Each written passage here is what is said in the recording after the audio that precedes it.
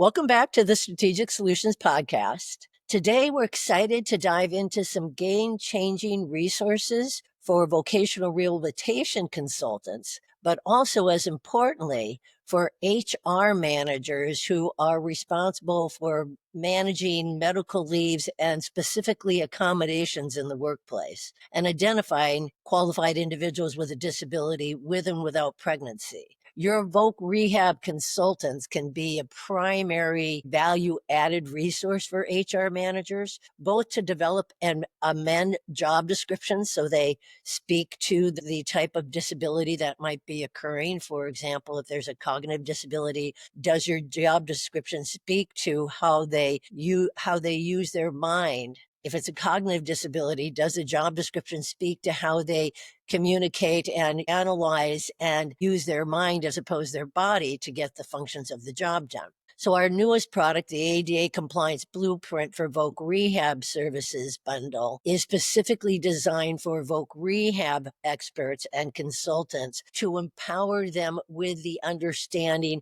that HR needs them to have when they're adding value to our good faith interactive meetings and are enhancing our ability to identify accommodations that are effective in helping the individual with a disability perform the essential functions of their job with that disability and mitigating that. They bridge the gap with HR and they navigate those complex challenges with confidence because this is their area of expertise. So what is the story behind the Vocational Rehabilitation ADA Compliance Blueprint product? Well, we've seen firsthand the struggles that HR has with identifying accommodation. And often they are delegating this to a team leader or department manager when it really is HR's job to identify if an individual employee is a qualified individual with a disability, which means we are able to mitigate their medical restrictions and help them perform the essential functions of the job. Voc Rehab can help understand the nuances of ADA accommodations to help HR manage these ever-evolving challenges in the workplace, specifically as we're addressing cognitive challenges that we are seeing more and more that require accommodations. So we've specifically identified how to bridge the gap with a resource that's tailored specifically for Voc Rehab professionals, and that's the ADA Compliance Blueprint. What we've done is built the tools for Voc Rehab to understand their role in that good faith interactive meeting so they can approach HR managers and leave and accommodation coordinators with confidence that they add value to this process and they're available to do that very difficult analysis of how does the employee's disability impact their ability to perform the essential functions of the job,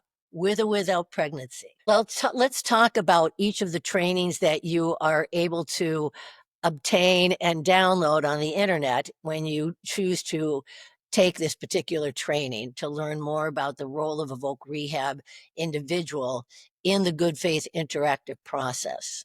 So we're starting with what is a good faith meeting? A good faith interactive meeting serves the purpose of HR, human resources, and the employee to discuss in detail how their disability impacts their ability to perform the functions of their job and how we can mitigate that so they actually can perform at a meets expectations level with the accommodation. So analyzing and documenting that process is incredibly important. And it's something that we really want Voc Rehab to take responsibility for if they're invited into this part of the process. We do the accommodation analysis during that meeting, after that meeting, before that meeting, with the employee and individually, because we're working as much as we need to and as hard as we need to assure that we've turned over every rock. And when we say we can't find a reasonable accommodation, we really have a clear record that we looked. So we go through the process of showing you what that accommodation documentation should look like and your role in the good faith interactive meeting. But let's remember that to start in this process, we need a solid essential function job description. And We are there to assist HR in creating that document or amending that document if the document we have, the job description we have, does not actually speak to how the tasks are performed, so we can identify with that particular individual's disability how they would be able to mitigate how to perform that task with their disability, with the accommodation we identify. So the documentation of this process is as important as the discussion itself. And let's start by remembering you are hired by the employer to assist the employer in identifying and documenting their good faith efforts in accommodating an employee with a disability. You are not working for the employee, and you are not an advocate for the employee beyond your role with assisting the employer in identifying that accommodation. So this is a very important differentiation than what you might be performing as a vocational rehabilitation counselor, conducting a return to work effort on behalf of an insurance company under workers' comp for that injured worker. This is not the same environment. And it's very important that as voc rehab experts, we understand that differentiation. So we're talking about the good faith interactive meeting. We're talking about having a solid job description that is valid and useful. And we're talking about the ability to interact with the employee and conduct that ADA research either during the meeting or assigning responsibilities after the meeting to make sure for the next meeting we have done our research. Now, what is an undue hardship? An undue hardship is important for a voc rehab consultant to understand, although it's not their job to identify whether it's an undue hardship, that accommodation the employee is asking for. That would be HR's job. But if the accommodation we identified is an undue hardship because of the operational impact, the impact on coworkers, the impact on clients, the impact on the way that we actually do our operations of our business, then we're looking at an alternative. And we may have 1 or 2 or 3 different good faith interactive meetings to identify alternatives because the original accommodation request is considered unreasonable or an undue hardship. And if we cannot find a way to accommodate them in their usual and customary job, with or without workers' comp, we would be looking at an alternative job to accommodate them. And keep in mind, leave is an accommodation with a solid return to work date. But ADA, American with Disabilities Act, is a work regulation, everybody. It is not a leave regulation. So if somebody is requesting leave as an accommodation, they're saying they need this much time and then they're returning to work. This would not be a situation where they would take leave after leave after leave, not under the ADA. We actually need to know that the original leave is effective and you're coming back to work because we provided you leave under the ADA. Now, one of the reasons why this is significant under Pregnancy Workers Fairness Act, which is an ADA regulation, is that you don't have to meet all the expectations of the job. And any part of that job you can perform, we want to accommodate you in if it's not unreasonable and an undue hardship. And if we can't, we want to provide you leave if it's not unreasonable and an undue hardship. So those criteria still apply. And that's why that's not your job to determine whether it's unreasonable or it's undue hardship. That's HR's job. But your job is to continue to identify alternative accommodations. If HR is letting you know, and the department manager is letting you know, and safety is letting us know that this is unreasonable and undue hardship to provide this accommodation. The reason is not relevant to you, except for to how it would help you identify alternative accommodations. So when we're working with workers' comp, Family Medical Leave Act, as leave would be provided first. But once you're transitioning from leave that is protected under the Family Medical Leave Act or state regulation, you're looking at the ADA. And that means you need to be a qualified individual with a disability or protected under Pregnancy Workers Fairness Act.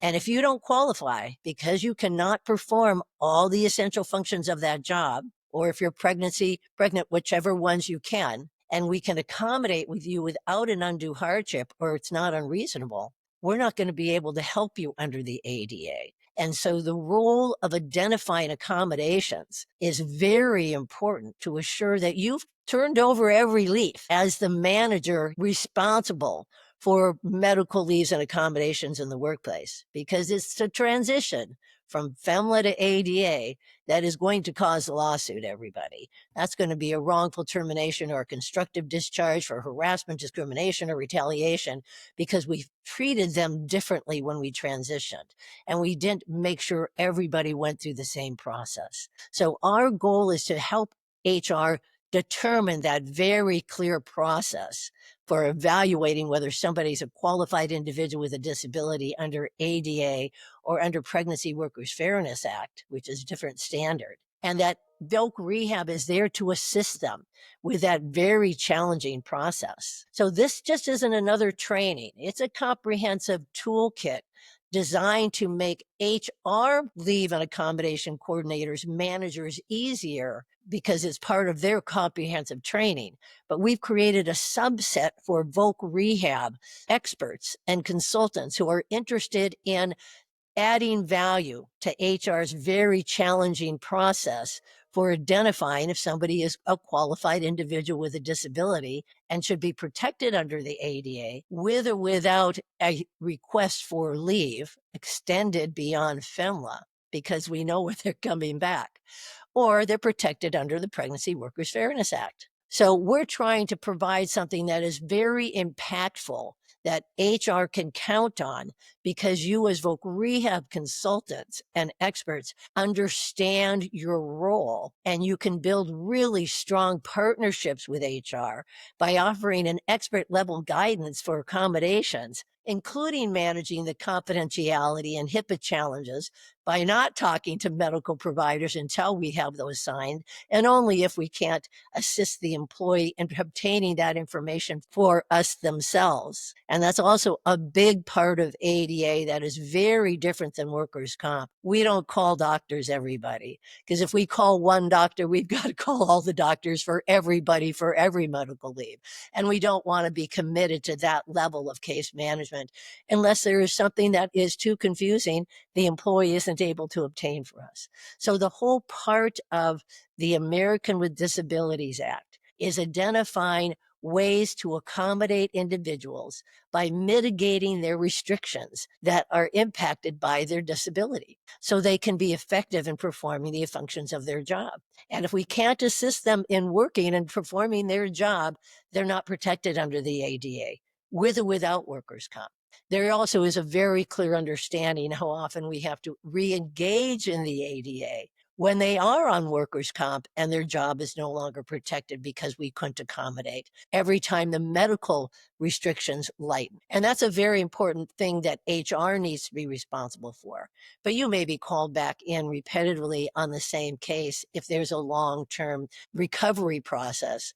They're still an employee of the organization. Their job is not protected because they were not accommodated the first time they requested it. So there's lots of nuances like that that would not be clear necessarily to a Voc Rehab consultant, but would HR understand. And that's why this partnership can be so valuable, for you to be able to identify and understand the interactive process, but to simplify these complex cases for HR by expanding your services into job analysis, if they want you to then go in and really do make sure all the job descriptions include both cognitive and physical requirements to perform those essential functions, and just making you yourself an invaluable resource to your clients. Imagine working with an employer struggling to accommodate an employee with a cognitive limitation. The ADA compliance blueprints will provide you the tools to understand how to conduct that detailed job analysis if necessary, but a simpler version to beef up the job description to get it back to the employee so they can take it to their medical provider in a timely manner is just as important. And then we understand how to support HR through the good faith interactive process by insurance compliance is consistent. You're implementing your part of that meeting the same way every time. So all employees are treated the same through this interactive process. Their results may be different. Their job may be different. Their medical disability may be different.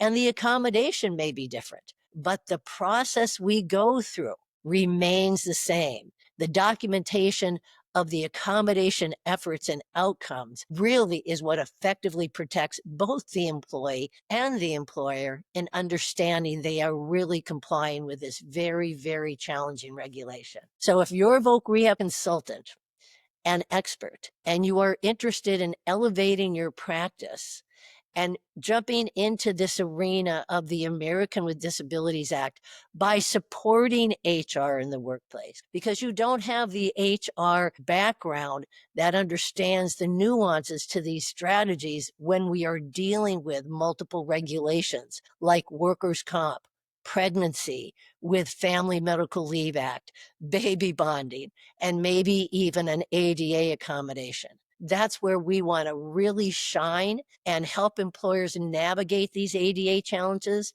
by having a very, very compliant blueprint that we can implement consistently for them every time when we're called in to help them succeed in identifying how the employee's disability impacts their ability to perform the essential functions of the job, or any functions of the job if they're pregnant. So we really want to encourage you, if you're interested in this, to take a look at our product bundle. We've got little videos at the beginning of each one to tell you a little bit more about what that training is. You can also download each one of these trainings individually if you're interested in it. But it's a pathway to excellence by equipping yourself with the tools and resources you'll need to enhance your expertise and transform the way you collaborate with employers and teams of HR to really learn how to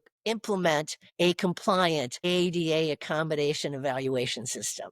So join us, and keep in mind all these trainings include an invitation to our monthly meetings so you can really understand the nuances. And if you're out there doing the work, you can get real-time support in the challenges that you're running into as you learn this really unique area of compliance and collaboration with HR. Thank you, everybody, for joining us. We hope to see you again soon.